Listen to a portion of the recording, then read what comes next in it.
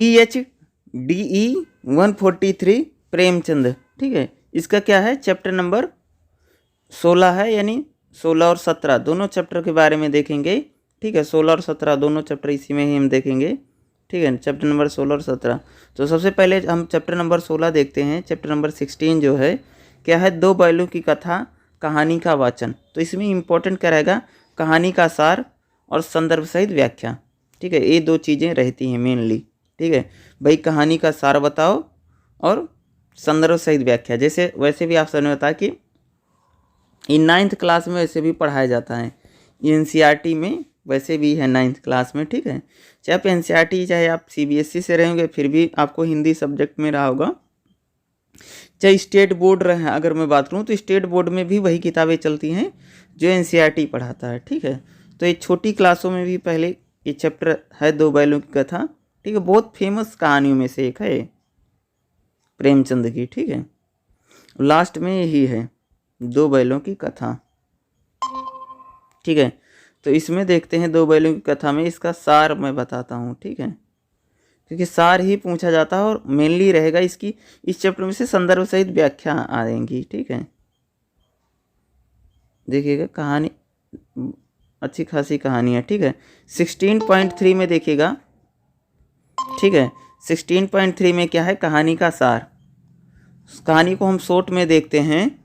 झूरी के पास हीरा और मोती नामक दो बैल थे, ठीक है। वो जो इनके पास जो बैल थे हीरा और मोती, वो आपस में एक दूसरे से प्रेम करते थे। भाई कौन, वो बैल आपस में एक दूसरे से प्रेम करते थे।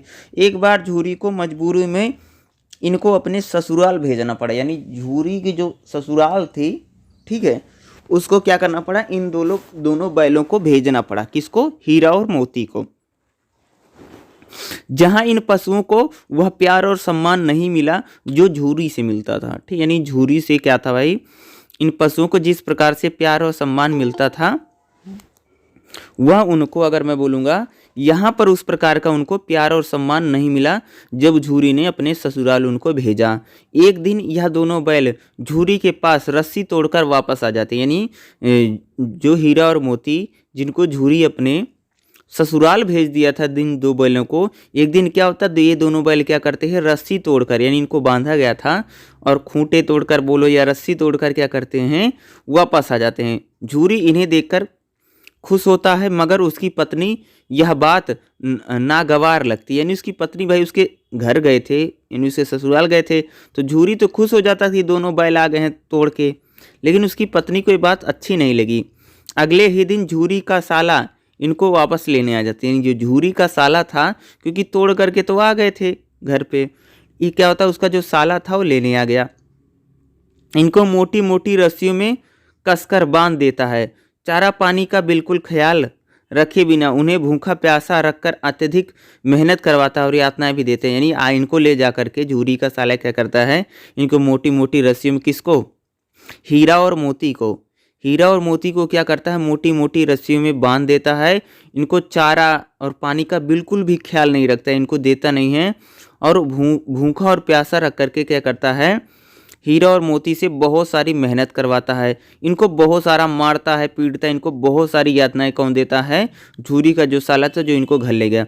यहाँ पर एक छोटी बच्ची है जिसके व्यवहार से मोती का स्नेह और सहयोग मिलता है। यानी वहाँ पर क्या था, एक छोटी सी बच्ची रहती थी जिससे हीरा और मोती का स्नेह और सहयोग मिला, तथा वह उसके सहयोग से रस्सी तोड़कर भागने में सफल हो जाते हैं, मगर रास्ता भटक जाते हैं और मटर के खेत में भरपेट चरने के बाद खुशी में जाहिर करते हैं। यानी क्या होता है कि दोबारा क्या होता है, फिर ये रस्सी तोड़ करके भागते हैं, लेकिन इस बार जब दोबारा हीरा और मोती, ठीक है, झूरी की ससुराल से तोड़ करके भागे थे एक बच्ची की मदद से, तो क्या होता है, रास्ता भटक जाते हैं, यानी रास्ता भैया भूल जाते हैं और, ठीक है, और मटर के खेत में क्या करते हैं, चरने लग जाते हैं और खुशी जाहिर करते हैं।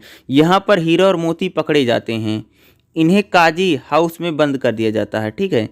काजी हाउस में और भी जानवर को बंद देख मोती का मन विद्रोही कर उठता है और हीरा क्रोध में काजी हाउस की दीवार को सींग से चोट से गिरा देता है। यानी हीरा और मोती क्या करते हैं, जहाँ पर इनको बंद कर दिया गया था उसकी दीवार को गिरा देते हैं। मोती के रस्सी में बंधे होने की वजह से, यानी जो था मोती और रस्सी बंधे की वजह से मोती नहीं भाग पाया। हीरा स्वतंत्र होते हुए मोती का साथ नहीं छोड़ता, जबकि अन्य सारे जानवर भाग जाते हैं। यहाँ से कोई इनको कसाई के हाथों में बेच दिया जाता है, यानी हीरा और मोती को। कसाई के घर का रास्ता बैलों को जाना पहचाना झूरे के घर का रास्ता ही होता है। बेजुबान पशुओं को जब अपने घर का रास्ता मालूम पड़ता है तो वह रस्सी छुड़ाकर अपने मालिक झूरी के पास पहुंचकर अपने अपने स्थान पर खड़े हो जाते हैं। अंत में कसाई आता है और लंबे वाद विवाद के बाद उसे हार मानकर खाली हाथ वापस जाना पड़ता है। यानी क्या होता है, भाई वाद विवाद होता है कि मैंने इनको खरीदा, लेकिन झूरी उनको किसी तरह से उस कसाई को वापस भेज देता है।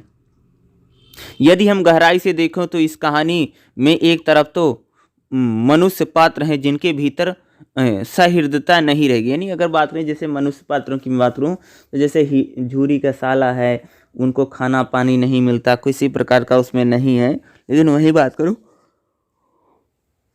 तो हीरा और मोती में अगर एक प्रकार से देखोगे तो इनमें पशु प्रेम है, ठीक है। वहीं दूसरी तरफ जन्म से जो पशु हैं उनमें मानवीय मूल्य हैं और प्रेम को हम देख सकते हैं, यानी हीरा और मोती में जिस प्रकार से है।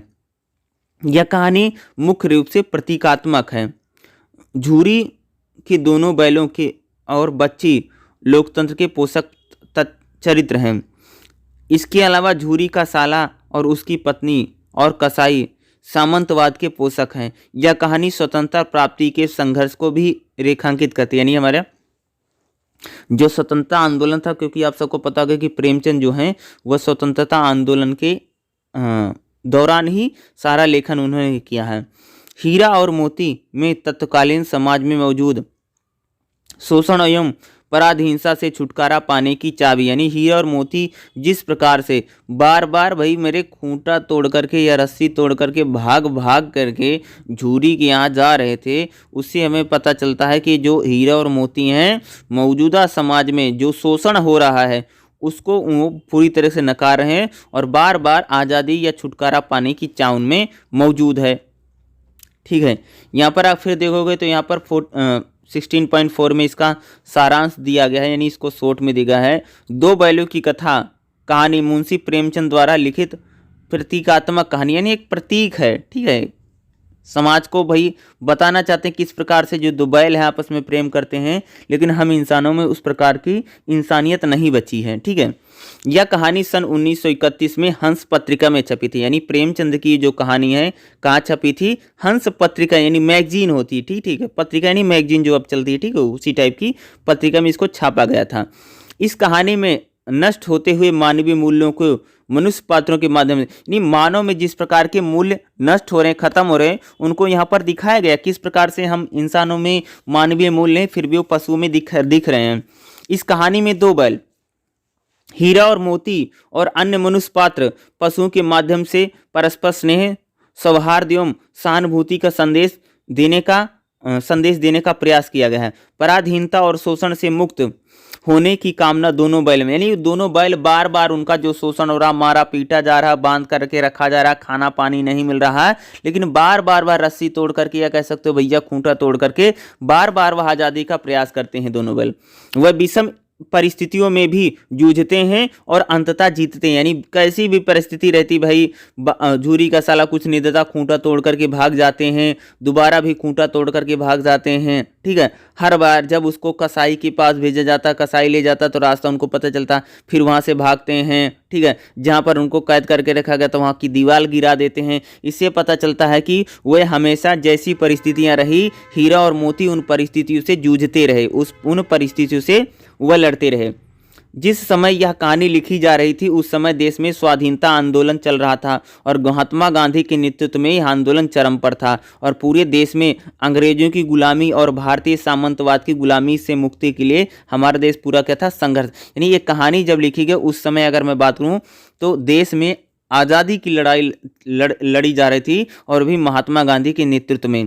इस कहानी का कहानी का मूल उद्देश्य है देशवासियों में स्वतंत्रता की इच्छा पैदा करना है। यानी इस कहानी के जरिए प्रेमचंद हमारे देशवासियों में जिस प्रकार हीरा और मोती में दोस्ती है और एक प्रकार से आपसी भाईचारा और प्रेम है, उसी प्रकार से हमारे देश के लोगों में भी आपस में प्यार सम्मान हो और कह सकते मिलकर के लड़ाई लड़नी है, इसकी इच्छा पैदा करने से और एकता और भाईचारे का संदेश देने के उद्देश्य से, यानी क्या कह रहा हूँ, एकता और भाईचारे का संदेश देने के उद्देश्य से प्रेमचंद ने यह कहानी लिखी है। ठीक है, इस कहानी में वह अपना धर्म छोड़ दे, लेकिन हम अपना धर्म क्यों छोड़ें, सवाल के माध्यम से प्रेमचंद फिर नैतिक आशय को उठाते हैं और पवित्र लक्ष्य के साथ साधनों की पवित्रता का भी इसमें कह सकते हो कि वह संदेश देते हैं। यहाँ बैलों द्वारा दिया गया स्त्री पर हिंसा न करने की बात भी परिचायक होती है, जिस प्रकार से उसकी झूरी को, पत्नी को वो सींग ऊंग नहीं मारती, उसको बताया गया है। ठीक है, यहाँ पर देखेंगे जो मोस्ट इंपॉर्टेंट है इसमें क्या भैया, संदर्भ सहित व्याख्या एग्जाम में जरूर आता है। ठीक है, संदर्भ सहित व्याख्या, तो आपके लिए इसमें संदर्भ सहित व्याख्या इंपॉर्टेंट हो सकती है। जो उदाहरण लिख रखा है ब्लैक से ये लिख करके आएगा। ठीक है, इसकी आपको लिखनी पड़ेगी। देखो उदाहरण क्या देगा है, दोनों भूख से व्याकुल हो रहे हैं, कौन, हीरा और मोती। ठीक है, खेत में मटर खड़ी थी, चरने लगे, रह रहकर आहट ले रहे थे, कोई आता तो नहीं। जब पेट भर गया तो दोनों ने आज़ादी का अनुभव किया तो मस्त होकर के उछल कूद करने लगे। पहले दोनों ने डकार ली, फिर सींग मिलाए और फिर एक दूसरे को ठेलने लगे। मोती ने हीरा को कई कदम पीछे हटा दिया, यहाँ तक कि वह खाई में गिर गया। तब उसे भी क्रोध आ गया, संभलकर उठा और मोती से भिड़ गया।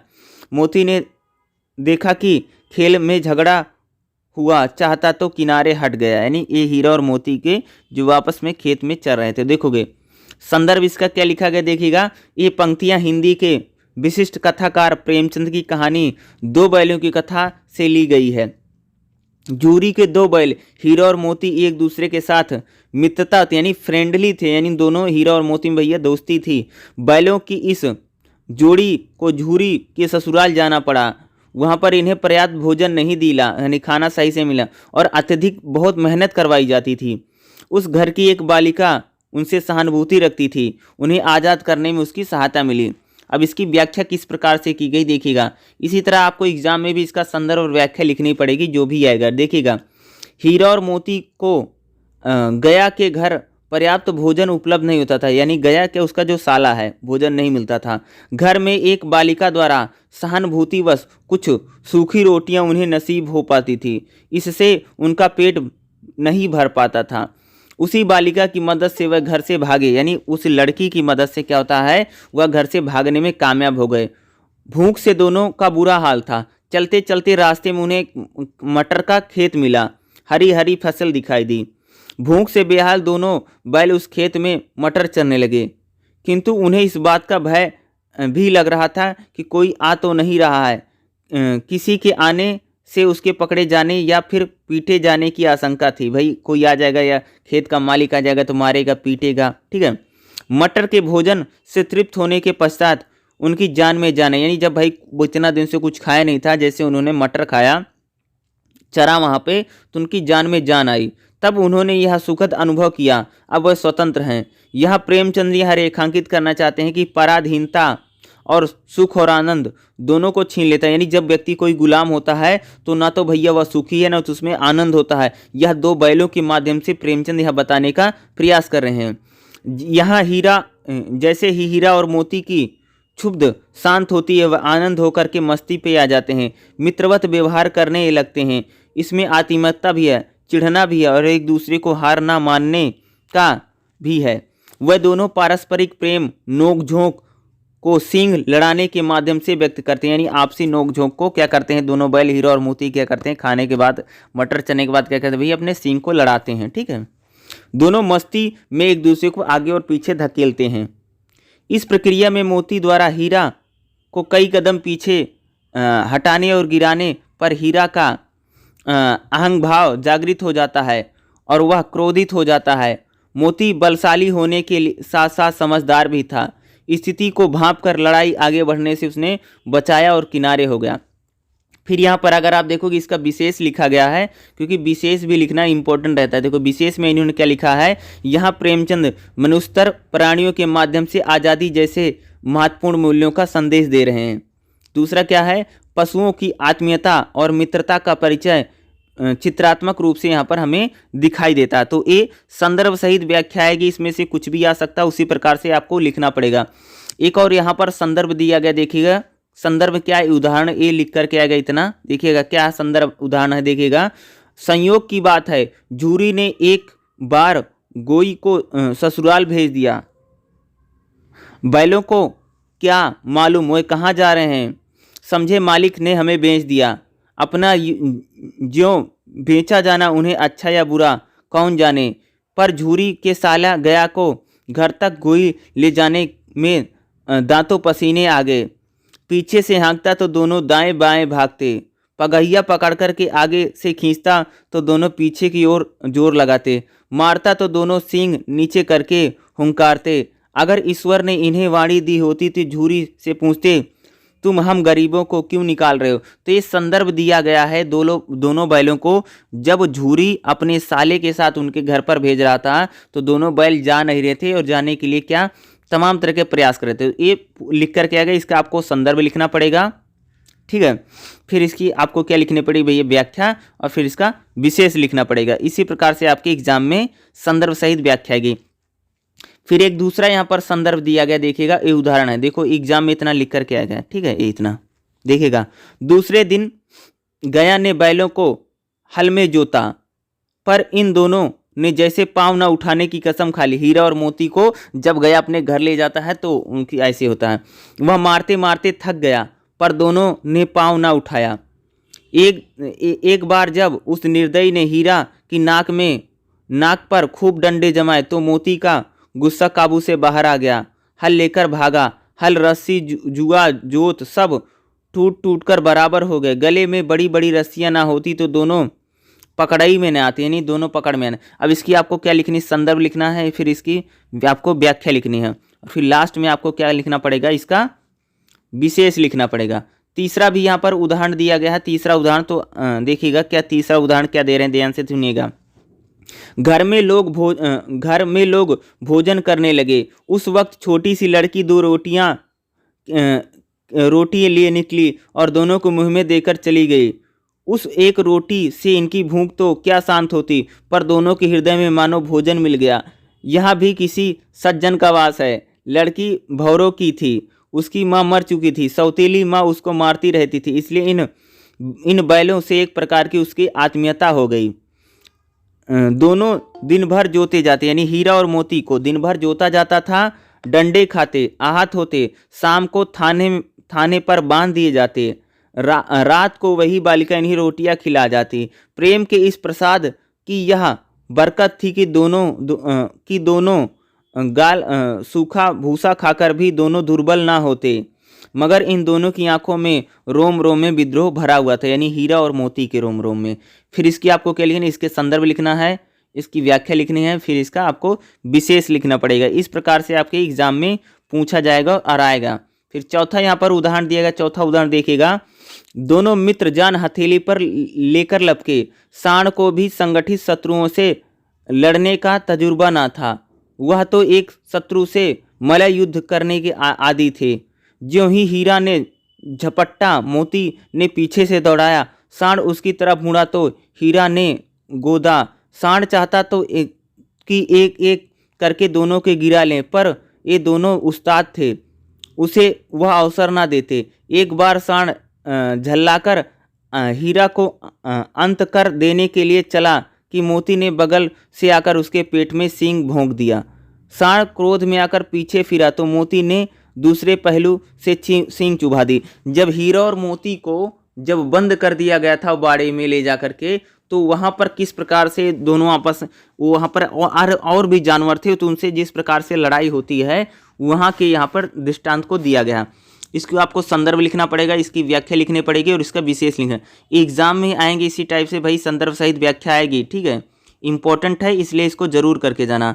फिर एक और यहाँ पर आपका संदर्भ दिएगा, इतना बड़ा संदर्भ मोस्टली आता नहीं है एग्जाम में, ये उदाहरण दिया गया है, ठीक है। तो काफ़ी लंबा उदाहरण, इतना लंबा उदाहरण मोस्टली देते नहीं हैं। फिर इस भी उदाहरण की आपको क्या करना है, इसकी भी आपको संदर्भ लिखना है, फिर आपको इसकी व्याख्या लिखनी है और फिर आपको इसका क्या करना है, विशेष लिखना है, ठीक है। तो एग्ज़ाम में ये चीज़ें आएंगी आपको और इनको करके आपको ज़रूर जाना है, ठीक है। हमारा क्या रहेगा, नेक्स्ट चैप्टर रहेगा। यहाँ पर देखो एक चैप्टर नंबर जो आपका 15 है ना, ठीक है, सॉरी 16 है, चैप्टर नंबर 16 है, ठीक है। चैप्टर नंबर 16 तो मैंने आपको बता दिया, इसमें से आपको शॉर्ट स्टोरी यानी आपको सार लिखना पड़ेगा और इसकी संदर्भ सहित व्याख्या, संदर्भ सहित व्याख्या, ठीक है, ये जरूर आएगा। यही दो चीज़ें इसमें इंपॉर्टेंट है, ठीक है। इसमें क्या है भाई, संदर्भ सहित व्याख्या और इसका सार लिख पूछा जाएगा कि दो बैलों की जो कथा या जो जोड़ी है, कह लीजिए, इसका सार बताओ और संदर्भ सहित व्याख्या, यही दो चीज़ें इसमें इंपॉर्टेंट रहेगा, ठीक है। इसके बाद हमारा नेक्स्ट चैप्टर रहेगा, चैप्टर नंबर और लास्ट रहेगा चैप्टर नंबर 17 या चैप्टर नंबर 17। चलो चैप्टर नंबर 17 भी मैं आपको बता देता हूँ, ठीक है।